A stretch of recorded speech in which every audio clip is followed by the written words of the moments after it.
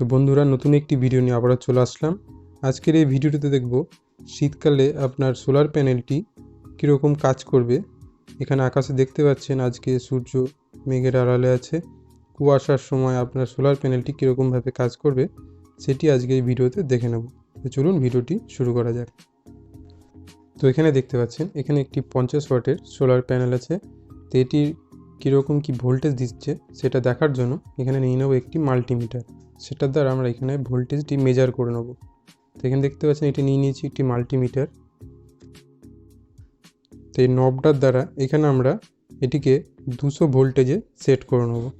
এখানে দেখতে পাচ্ছেন 20 ভোল্ট আছে, 200 ভোল্ট আছে, আমরা 200তে সেট করে নেব। এবং তারপর এখানে রেড যে তারটি আছে সেটা এখানে প্লাসে দিয়ে দেবো এবং কালো তারটি আছে সেটা মাইনাসে করে দেবো।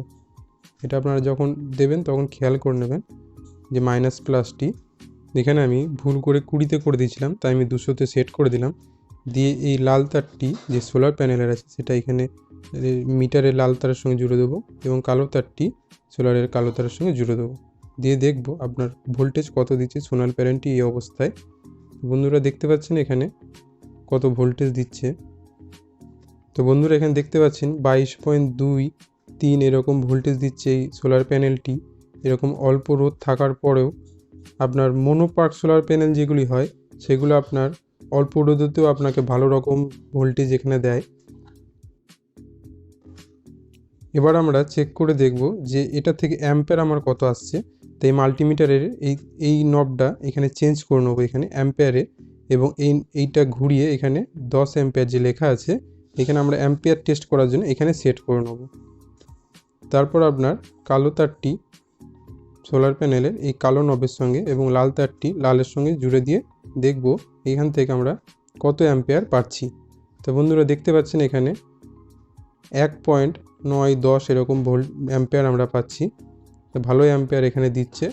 এটা যখন আপনার দুপুরবেলা রোদ যখন খুব বেশি থাকবে যে সময়, তখন আপনার প্রায় 2 থেকে 2.5 অ্যাম্পেয়ার অবধি এটা আপনাকে দেবে 50 ওয়াটের প্যানেল।